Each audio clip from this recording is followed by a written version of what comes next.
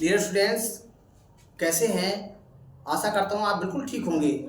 जो हमारे high school के स्टूडेंट्स हैं वो हमारे चैनल को लाइक कम कर रहे हैं और उसको सब्सक्राइब भी कम कर रहे हैं। तो जो भी हमारे स्टूडेंट्स इस चैनल को देख रहे हैं, हमारी वीडियो को देख रहे हैं, उसको सब्सक्राइब जरूर करें, बेल आइकन को दबाना ना भूलें और साथ में बेल आइकन के बाद ऑल जरूर करें ताकि आपको जितनी इंपॉर्टेंट वीडियोस हैं सब आपको मिल सकें।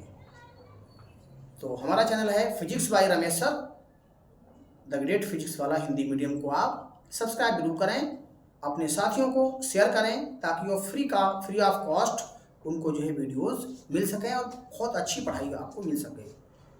18 नंबर का आपका भौतिक विज्ञान का आता है पेपर में, वो निश्चित रूप से आपके 18 में 18 ही आएंगे, ये हमारी गारंटी है। तो जैसा हम आपको पढ़ाते जाएं आप पढ़ते जाइए और टेंशन फ्री होकर के आप काम करते जाइए। तो देखिए हम आपको बताते हैं, हमने पिछले बार क्या बताया था आपको। हमने आपको अवतल दर्पण और उत्तल दर्पण बताए थे और हमने क्या कहा था, हमने कहा था कि कांच की खोखली गेंद से, देखो ये खोखली गेंद है, प्लास्टिक की ले ली, कांच की तो नहीं है, प्लास्टिक की खोखली गेंद है, ठीक है। इसको हमने काट लिया था आदि।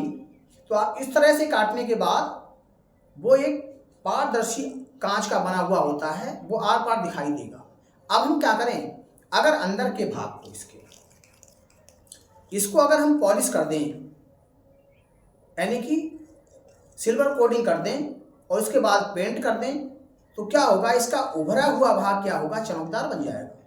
और ऐसे दर्पण को हमने बताया था जिसका गहरा भाग पेंट करा हुआ हो और उभरे हुए भाग चमकदार हो, वो आपका उत्तल दर्पण कहलाता है। अब क्या करते हैं हम, अब हमने इस उठे हुए भाग को सिल्वर कोटिंग कर दी और साथ में पेंट लगा दिया, तो क्या होगा, अंदर का भाग, एक गहरा भाग चमकीला हो जाएगा और इसे कहा जाता है अवतल दर्पण।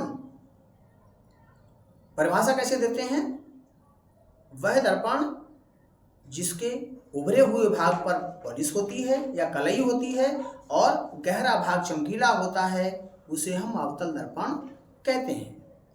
इसके हमने बहुत सारे पॉइंट्स भी बताए थे आपको, वक्रता, केंद्र, फोकस दूरी, है ना, ये सारी चीज़ें हमने आपको बताई थी।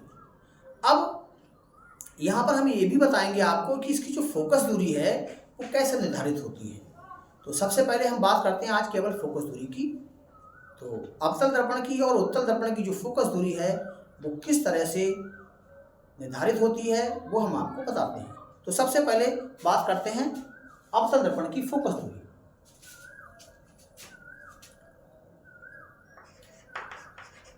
अवतल दर्पण की फोकस दूरी, फोकस बिंदु, फोकस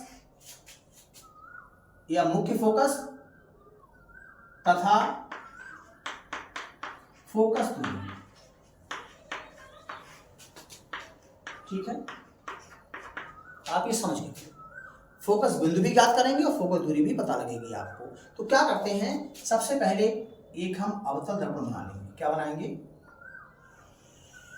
ये अवतल दर्पण हमने बनाया और इसके हमने बाहर इस तरह से ये कलाई कर दी या पेंट कर दिया और ये इसकी जो है मुख्य अक्ष हो गई, ये इसका ध्रुव हो गया, ठीक है। और ये आपका वक्रता केंद्र है यहाँ पर C, ठीक है। अब देखिए यहाँ पर जो आपका फोकस है या मुख्य फोकस बिंदु है वो कैसे निर्धारित होता है। इस दर्पण पर मान लीजिए कोई वस्तु अनंत पर रखी हुई, बहुत दूरी पर, जब कोई वस्तु बहुत दूरी पर रखी होती है तो उससे चलने वाली जो प्रकाश की किरणें हैं दर्पण के मुख्य अक्ष के समांतर चलती हैं, अर्थात इस तरह से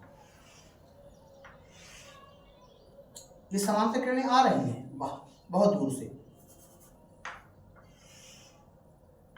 आने के बाद दर्पण से टकराएंगी और टकराने के बाद क्या होगा, इस तरह से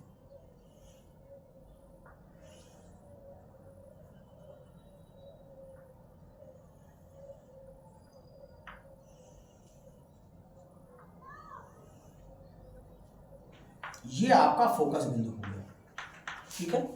मुख्य अक्ष के आने वाली जो समांतर किरणें हैं दर्पण से परावर्तन के पश्चात क्या होती हैं, जिस बिंदु पर मुख्य अक्ष के मिलती हुई प्रतीत होती हैं, सॉरी मिलती हुई प्रतीत नहीं, मिलती हैं वास्तविकता में, वो बिंदु कहलाएगा इसका मुख्य फोकस या फोकस बिंदु। फिर से आप समझ लें, अनंत पर रखी हुई किसी वस्तु से चलने वाली समांतर किरणें जब अवतल दर्पण पर पड़ती हैं तो क्या होगा, इससे परावर्तन के बाद वे किरणें मुख्य अक्ष के जिस बिंदु पर मिलती हैं वो बिंदु उसका मुख्य फोकस या फोकस कहलाता है। ये फोकस हो गया और ध्रुव हो गया, इसके बीच की दूरी हमने बताया था, ये फोकस दूरी कहलाती है। ठीक है, ये तो बात हो गई किसकी, अवतल दर्पण की फोकस दूरी की। ठीक, अब हम उत्तल दर्पण की फोकस दूरी की बात करते हैं और फोकस के बिंदु की बात करते हैं। देखिए यहां पे बदलते हैं, ये क्या हो जाएगा, उत्तल दर्पण। उत्तल दर्पण कैसे बनाएंगे, ये तो आप समझ गए होंगे, देख रहे इसके, एक इसका दूसरा चित्र बना देते हैं यहाँ पे।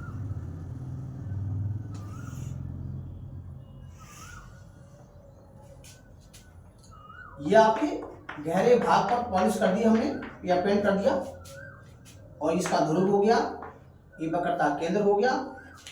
ठीक है, ये आपका मुख्य अक्ष है। अब होता क्या है, इसमें भी मुख्य अक्ष के समांतर प्रकाश किरणें आएंगी। ठीक है, इस तरह से।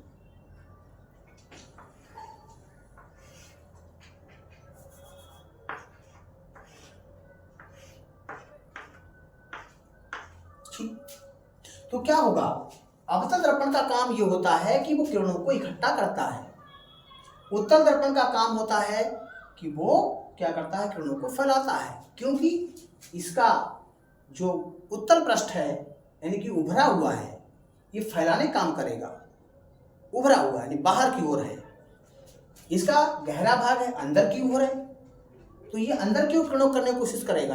अर्थात अवतल दर्पण जो है प्रकाश किरणों को इकट्ठा करने का काम करता है और उत्तल दर्पण क्या करता है, किरणों को फैलाने का काम करता है। कैसे होता है देखो, जब मुख्य अक्ष के समांतर आने वाली प्रकाश की किरणें कहाँ पड़ती हैं, उत्तल दर्पण पर पड़ती हैं, तो क्या होगा, वो इस तरह से मुख्य अक्ष के किसी बिंदु पर ऐसे लगेगी, क्योंकि पॉलिश वाले भाग में प्रवेश नहीं कर सकती,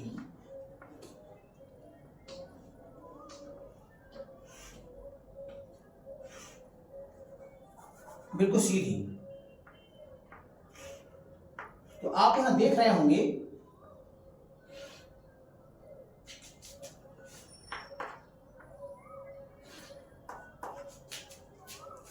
किस बिंदु पर ये मिलती हुई प्रतीत होती है।